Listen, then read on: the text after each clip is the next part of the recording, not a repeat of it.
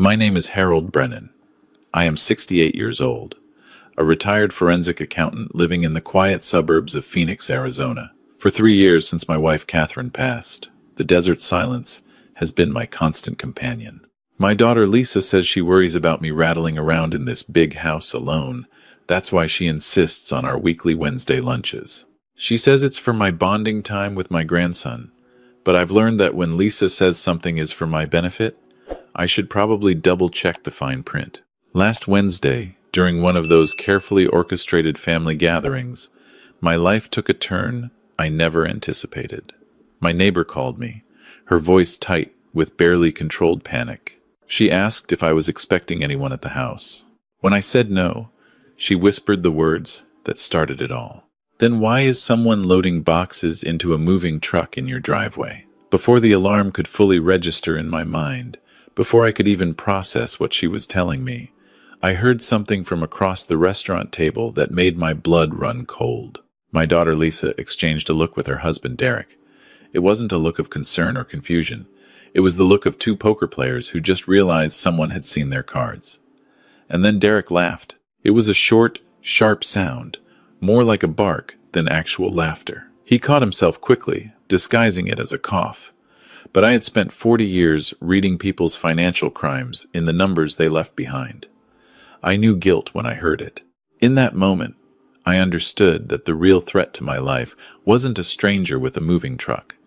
It was sitting across from me, stealing fries from my grandson's plate. What they didn't realize was that they were laughing at a man who had spent 4 decades unraveling fraud schemes worth hundreds of millions of dollars. And a forensic accountant knows one thing above all else. Every crime, no matter how clever, leaves a paper trail. They had just shown me exactly where to start looking. The restaurant was one of those trendy farm-to-table places in Scottsdale, the kind where the menu describes the emotional journey of each vegetable. Lisa had chosen it, of course.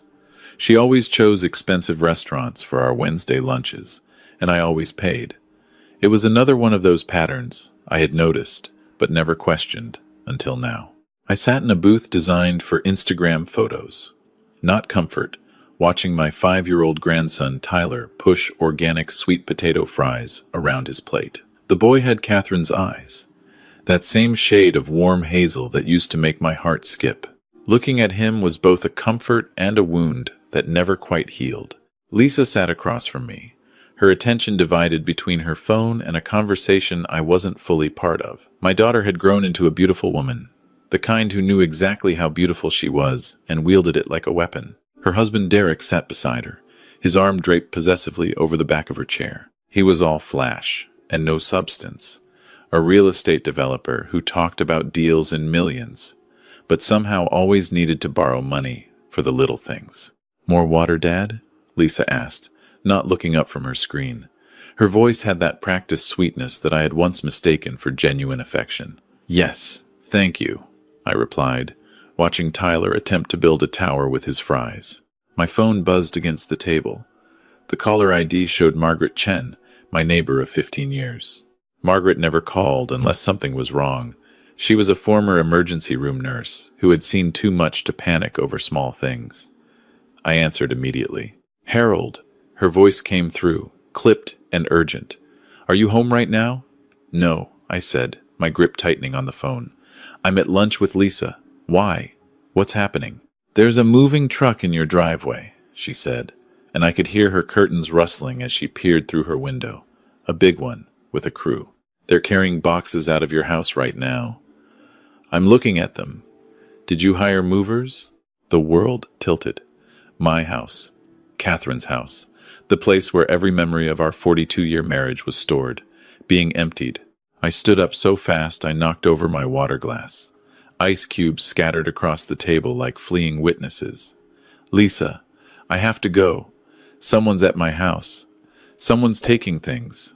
What I expected was alarm. What I expected was my daughter jumping up, grabbing her keys, offering to drive me home immediately.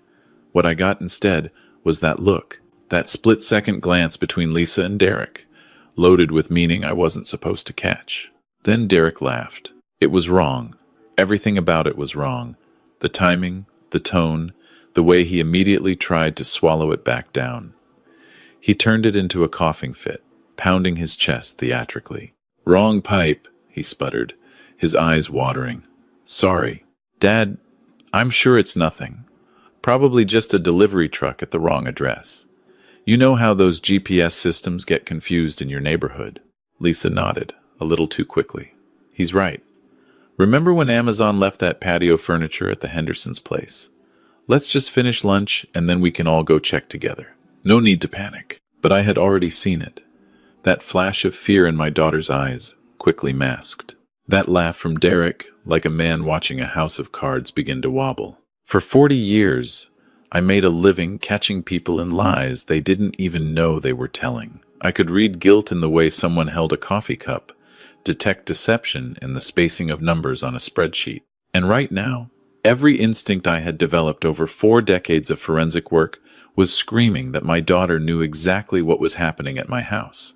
I left money on the table, kissed Tyler on the head, and walked out of that restaurant without looking back. I could feel their eyes on me the whole way, and I knew with cold certainty that I wasn't just driving home to investigate a break-in. I was driving toward the revelation that would destroy everything I thought I knew about my family. The moving truck was gone by the time I arrived. In its place was an absence, a negative space that felt almost physical. I stood in my driveway, staring at the tire marks on the concrete, and felt the first wave of true fear wash over me. Margaret met me at my front door, her face lined with worry. "I got photos," she said, pressing her phone into my hands. The truck, the license plate, the men carrying boxes. I didn't know what else to do. I scrolled through her pictures with trembling fingers. Professional movers, uniforms with a company logo I didn't recognize. Phoenix Premier Relocations. They had loaded at least a dozen boxes into the truck, and I had no idea what was in them. The police arrived 20 minutes later. 2 officers, both young enough to be my grandchildren, took my statement with patient condescension. They dusted for prints, found none. They examined my locks, found no signs of forced entry. They checked the security system I had installed after Catherine died, and this was when the first crack appeared in what I thought I knew. "Sir," the senior officer said, frowning at her tablet, "according to the security company's records, your system was disabled yesterday at 2:47 p.m. using the master code. And the front door was unlocked this morning at 10:15 a.m., also with the master code. We're showing authorized entry. Authorized." The word hung in the air like smoke. "I haven't given my code to anyone," I said. But even as the words left my mouth, I knew they weren't entirely true. I had given it to Lisa last year, when she offered to check on the house while I was at a medical appointment. I had given it to her because she was my daughter, and I trusted her completely. The officers suggested I change my codes, recommended I inventory my belongings to see what was taken, and left with the kind of sympathetic smiles people give to confused old men. They didn't say it, but I could see it in their eyes. They thought this was a family matter. They thought my daughter had probably just borrowed some things without asking. And maybe, if I had been a different kind of man, I would have accepted that explanation. But I had spent 40 years following the money, tracing the invisible threads of fraud through corporate ledgers and personal accounts. I knew that crimes don't happen in isolation. They have roots, patterns, histories. Whatever was happening here didn't start with a moving truck in my driveway. It started somewhere else, sometime earlier, in a moment I hadn't recognized as significant, and I was going to find it. After the police left, I walked through my house with the methodical attention of a crime scene investigator. I wasn't looking for what was missing. Not yet. I was looking for what was different. The desk in my home office had been disturbed.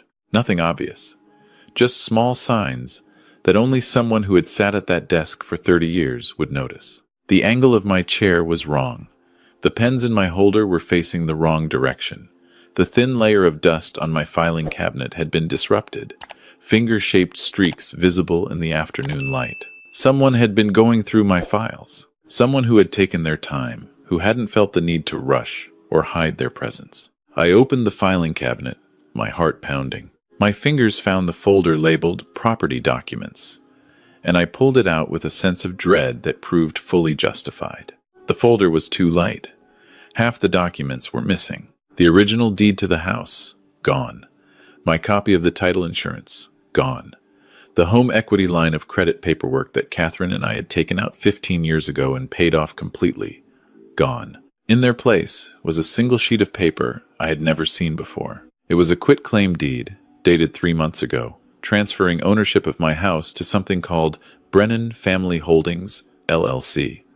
My signature was at the bottom, notarized and witnessed. Except, I had never signed it. I had never heard of Brennan Family Holdings, LLC. And I had certainly never agreed to give away the home where I had lived for 35 years. The home that was worth, according to my last property tax assessment, $1.4 million. My hands were shaking so badly I could barely hold the paper. But my mind, trained by decades of forensic analysis, was already racing ahead. A quitclaim deed doesn't sell a house. It transfers ownership without any exchange of money, usually between family members or into trusts. It's a common tool in estate planning. It's also a common tool in elder financial abuse.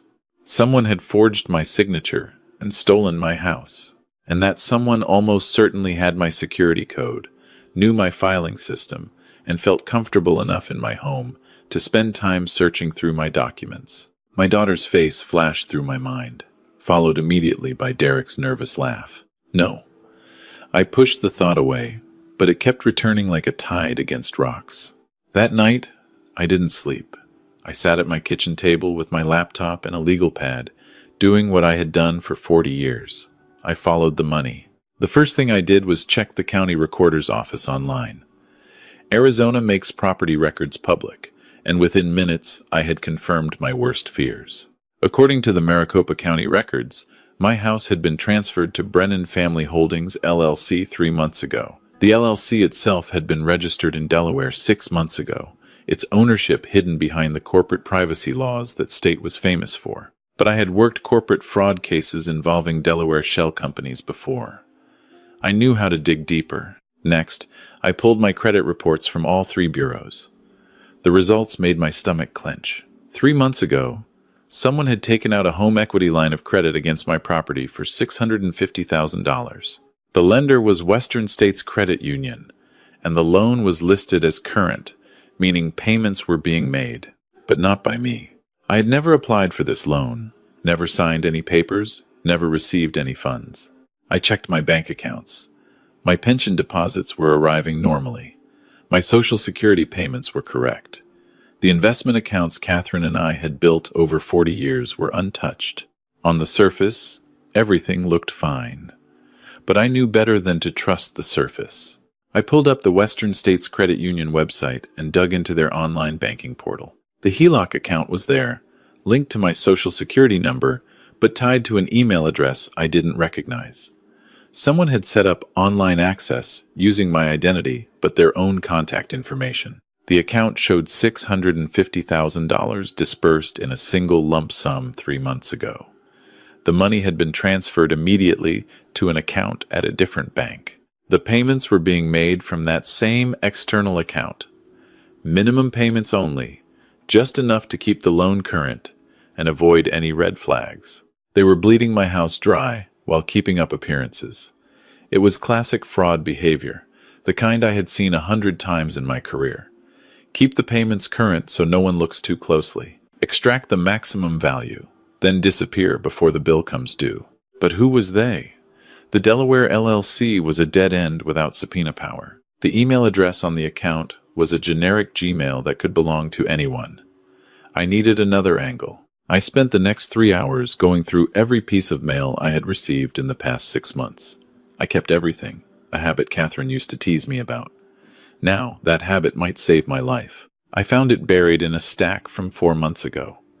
A letter from Arizona Notary Services, confirming my appointment on March 15th to have documents notarized. The letter thanked me for using their mobile notary service and hoped I was satisfied with Jennifer Malloy, the notary who had visited my home. I had never scheduled a notary. I had never met anyone named Jennifer Malloy. And on March 15th, according to my calendar, I had been at a doctor's appointment getting my annual physical. Lisa had driven me to that appointment. Lisa had insisted on driving me, actually, saying she was worried about me driving myself after fasting for the blood work. Lisa had known I would be out of the house for at least 2 hours that morning. The pieces were falling into place, each one more painful than the last. But I needed more than suspicion. I needed proof. I thought about calling Lisa and confronting her directly. The father in me wanted to believe there was an explanation. Maybe someone had stolen her identity too. Maybe Derek had done all of this without her knowledge. Maybe I was wrong about everything. But the forensic accountant in me knew better. Confrontation would give her time to prepare, time to destroy evidence, time to craft a story. If my daughter was really doing this, and every piece of evidence pointed that way, then she had been planning it for months. She would have contingencies, explanations, ways to make me doubt my own sanity. I needed an ally, someone who could help me navigate the legal complexities of what I was facing, someone who owed no loyalty to my daughter. The next morning, I called the number I had kept in my wallet for 15 years. Victor Reyes had been the FBI's lead forensic accountant on a massive pension fund fraud case. I had worked as an expert witness. We had spent 6 months together in a conference room, building the case that eventually sent 3 corporate executives to federal prison. He had retired from the bureau 2 years ago and opened his own investigation firm, and I had never thought I would need his services. "Victor," I said when he answered, "it's Harold Brennan. I need your help." 45 minutes later, I was sitting in his office in downtown Phoenix, telling him everything. When I finished, he was quiet for a long moment.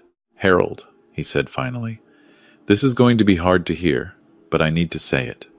Everything you're describing points to elder financial abuse by a family member. It's more common than people think, and it almost always involves someone the victim trusts completely. The fact that they used your security code, knew your filing system, and scheduled the notary for a day when you'd be out of the house tells me this was planned carefully by someone in your inner circle." "I know," I said. "I just need you to help me prove it." Victor nodded slowly. "Here's what we're going to do. First, we're going to subpoena the records from that notary service. Jennifer Malloy will have to testify about who actually appeared at your house that day and signed those documents. Second, we're going to pierce the corporate veil on that Delaware LLC. I have contacts who specialize in exactly this kind of work. Third, we're going to trace where that $650,000 went after it left the credit union. Money always leaves a trail. And fourth," he paused, meeting my eyes with sympathy, "we're going to do all of this without your daughter knowing. You need to keep acting normal. Can you do that?" I thought about Lisa's face at the restaurant. That flash of fear quickly hidden. "I've been acting normal around criminals my whole career," I said. "I can do it a little longer." The next few weeks were the hardest of my life. I continued our Wednesday lunches, sitting across from Lisa and Derek, making small talk about Tyler's kindergarten and Derek's supposedly booming real estate business. I smiled when Lisa showed me pictures of a vacation to Hawaii that must have cost thousands. I nodded sympathetically when Derek complained about cash flow problems. And every night, I received updates from Victor that peeled back another layer of the betrayal. The notary, Jennifer Malloy, had been easy to find and easier to break. When Victor's investigators showed up with evidence that she had notarized fraudulent documents, she crumbled within minutes. She confirmed that Lisa had been the one to hire her, had been the one to present the documents, had been the one to sign my name, while Jennifer pretended not to notice that the supposed Harold Brennan was a woman 3 decades younger than the photo on the ID she had presented. The Delaware LLC was registered to a law firm that specialized in corporate privacy, but Victor's contacts discovered that the operating agreement had been prepared by a local attorney named Mitchell Crane. When we pulled Mitchell Crane's other client files through court records, we found Derek's name on a dozen other shell companies, most of them connected to failed real estate deals and one civil fraud judgment that had been quietly settled. And the money. The $650,000 had been transferred to Brennan Family Holdings, then immediately distributed. $200,000 to pay off Derek's credit card debts. $150,000 for the down payment on a house in Sedona that was titled in Lisa's name alone. $100,000 into a brokerage account that showed aggressive, losing trades.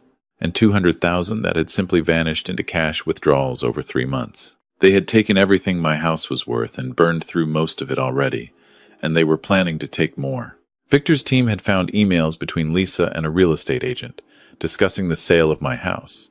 They were planning to list it in 6 weeks, using the fraudulent quitclaim deed to establish ownership. The asking price was $1.3 million. They were going to sell my home out from under me and pocket the proceeds, and I would have no legal standing to stop them because, according to the county records, I didn't own it anymore. I had to act. But Victor counseled patience. "We have enough to prove fraud," he said, "but we don't just want to stop them. We want to destroy their ability to do this to anyone else. And that means getting them on record, admitting what they've done." He explained his plan, and I realized why he had been the Bureau's best forensic accountant. It wasn't just about following the money.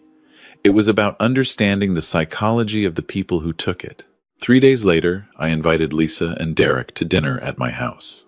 I told them I had something important to discuss about my estate planning. I watched Lisa's face carefully when I said those words, and I saw the flash of greed she tried to hide behind concern. "Of course, Dad," she said. "We've actually been wanting to talk to you about that, just to make sure everything is in order for the future." The future. She meant the future where I was dead, and she was spending my money. I prepared Catherine's famous pot roast, using her recipe that I had memorized over 4 decades of marriage. I set the table with our wedding china. I made everything as normal and comfortable as possible. They arrived at 6, Tyler in tow. My grandson ran into my arms, and for a moment, the pain of what was about to happen almost overwhelmed me. This little boy would grow up knowing his mother was a criminal. That was a wound that would never fully heal. But I couldn't let sentiment stop me. I had a job to do. We sat down to dinner, and I let them guide the conversation. Lisa talked about how she worried about me being alone in this big house. Derek mentioned a lovely assisted living community he had heard about.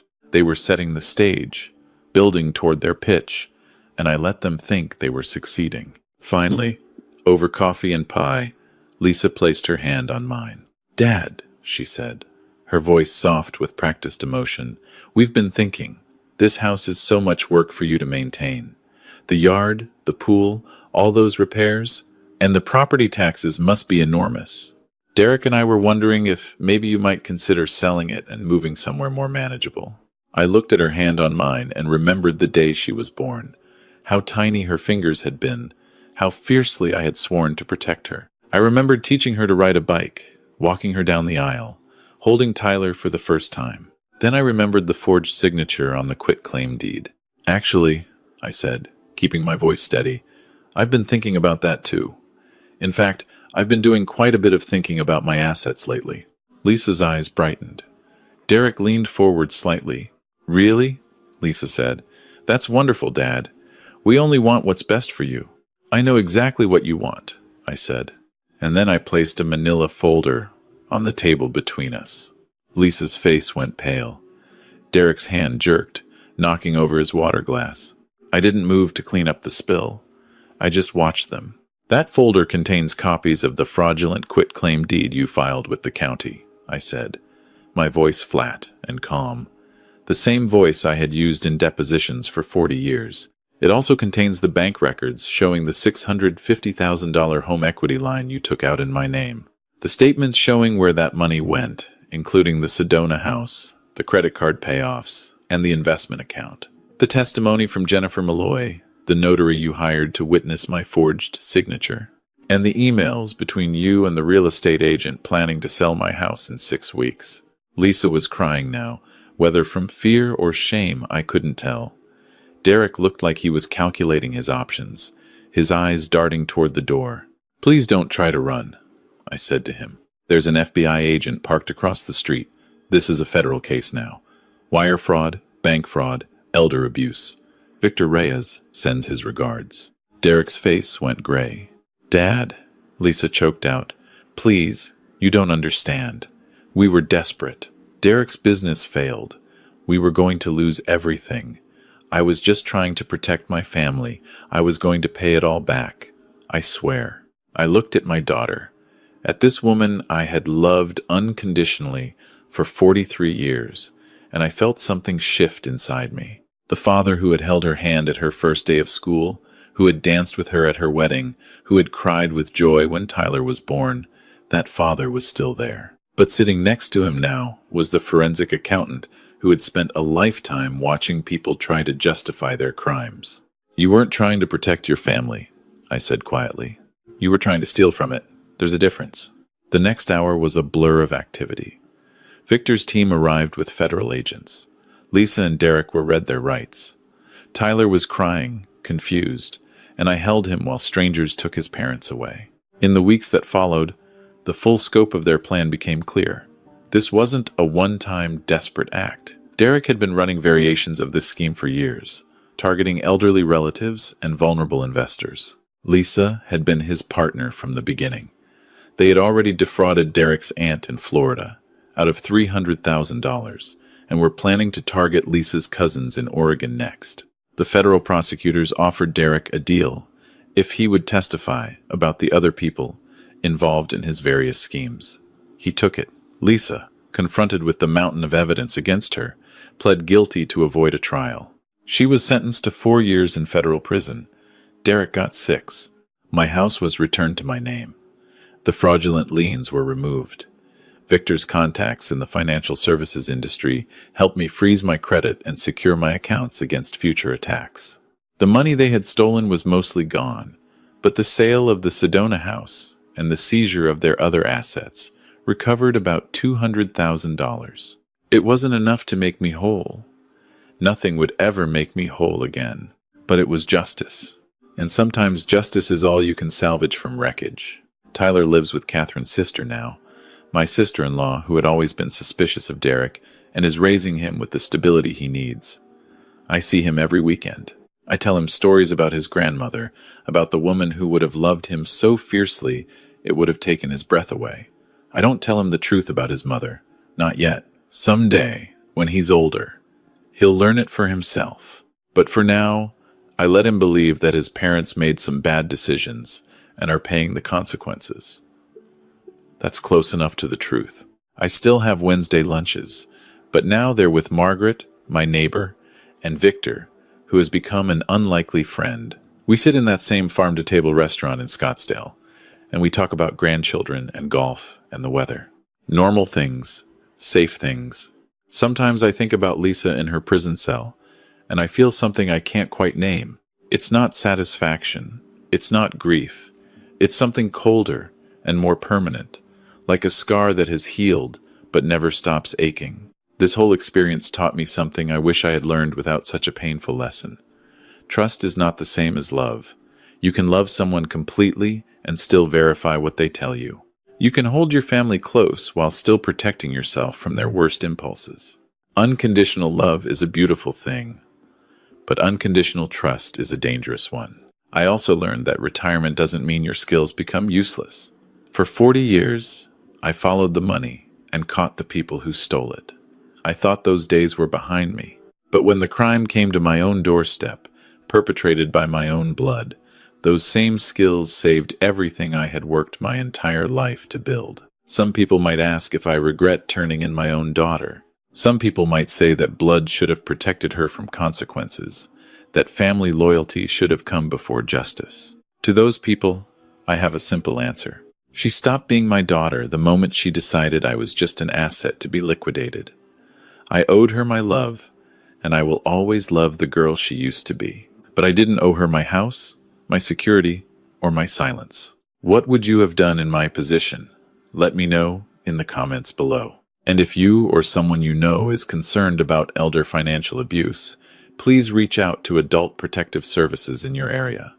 The people who do this count on shame and family loyalty to keep their victims silent. Don't let them win,